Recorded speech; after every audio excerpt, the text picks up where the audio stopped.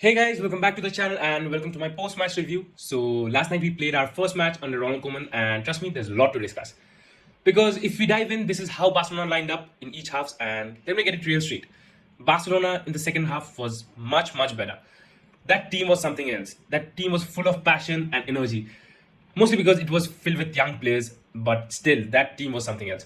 The team in the first half looked really rusty. There was no proper pressing in the first half, but in the second half, I was so impressed. The boys were pressing high up the pitch. They were trying to win the ball high up the pitch, and it was really beautiful. Also, there's something really interesting I noticed, and it's something I didn't actually expect. The team in the second half were communicating much better. They were playing as if they played for a quite long time. I didn't expect that because the team in the first half, they have played so many matches together and they should have had that telepathic connection with each other by now. But I felt like that was lacking somehow. But in the second half, the new team came in and that young player squad that was having much better connection with each other and they were going along with each other much better than the first team. And that was something I really didn't expect, but it was really good to see. And the most important thing is that each and every player in the second half were trying to make a point. They were trying to establish themselves. They were trying to show Koeman that they deserve a spot in the first team. That's what we need. That's what we need from each player from this team. That's how a good team, that's how a great team is made. We need to keep that in mind. But guys, if we look deeper, there are specific players who played brilliantly in their given time frame. Players like Pedri, players like Alinia, they were brilliant. People were asking me about Dembele. I felt like he was okay. He is still a bit rusty, but I hope with time he will be fine. He will get along with time and he'll be fine. But players like Trincao in the second half, he was brilliant.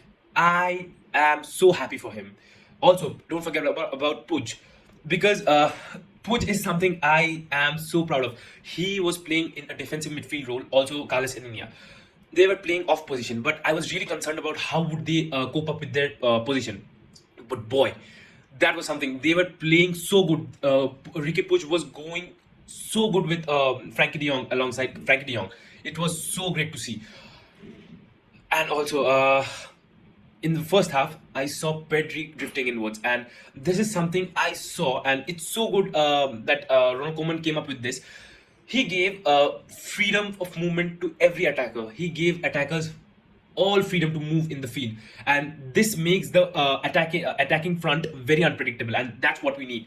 That's what we need for Barcelona because for a quite long time now we have become really predictable. Other teams know how we are going to attack. That's why they come up with counter tactics and we end up drawing the match or losing the match.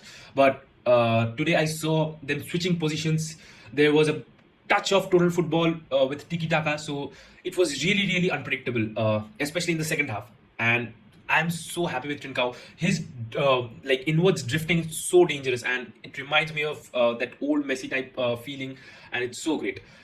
But guys, there's something I want to talk about, and that's uh, with Coutinho. Because guys, if you look upon the squad, Messi will definitely play as a attacking midfielder. So where's gonna Coutinho play? Because if we have to make a room for Coutinho, we have to make Messi play in the right wing position. And there's the problem. If we do that, we have to sacrifice players like Trincao, players like Pedri. So are we up for sacrificing those players and gives chance to player like Coutinho? Because for me, players like Pedri, Trincao, they played much better than Coutinho. So it's all up to Koeman now how he lines up, how he forms his lineup. So it's really gonna be interesting because if I was in his place, I would have gone for Trincao as my first option because this happens when you buy players with no plan. This is what happens. You are spending money on players which you don't need because you don't have any proper plan. You are going out in the transfer market buying the highest value player and not getting to use him even properly. Just see, we bought Coutinho for 160 million and we are now not able to make him play. What about those 160 millions? Because we need players who can implement our ideas, who can implement what the coach want. This is how a team is made. This is how a team works. Team doesn't work like I'm buying any player, maybe a good attacking midfielder like Coutinho, and letting him force, like rather forcing him play in a left wing forward and expecting that he'll do wonders. That's how it is happening in Barcelona. But it will never happen. It's not bound to happen. It will never happen. This is how Barcelona's sporting director, Barcelona's board has been planning their uh, transfer windows for now, and it's really terrible. But guys, this is the new Barcelona. I guess Koeman will come up with an idea to fix both the players, but I still doubt Koeman is rather leaning towards the young players, because the way they played, it was brilliant, and I would rather anyone would go for those young players also. So the second thing which I want to talk about, and it's actually the biggest problem I feel, and that is, when are we gonna buy defenders? If we look at both the halves, we were not good in defending. Players like Linglet and Araujo, only these two players were doing good. Except them, no one was good, especially the fullbacks. They were just terrible, especially while defending. I felt like Semedo was not good in defending, and Alba was rather very hesitant in going forward. So it was really, really bad. And I think Barcelona should rather go for defenders first and prioritize defenders rather than focusing on forwards. We have very good forwards. We have talented forwards. Our future is bright unless we make them play. If we don't let them play, it's gonna be the same. We have to let them play. They can do wonders. We saw how they were playing, so we have to make them play. Koeman has to respect their philosophy of Barcelona. Barcelona's most successful teams under Johan Cruyff and Pep Guardiola all had young players. We have to respect this philosophy. We have to. There's no other way. Even Koeman and whoever comes after him has to respect this. So, guys, right now, I guess Barcelona should go in the transfer market and look for some fullbacks. And fullbacks, by fullbacks, I mean good fullbacks, not Hector Bellerin. I mean good fullbacks. Someone like Dest from Ajax. He would be really great. And also, let's not forget, we can go for homegrown players, because Araujo was really great. I was so happy to see him.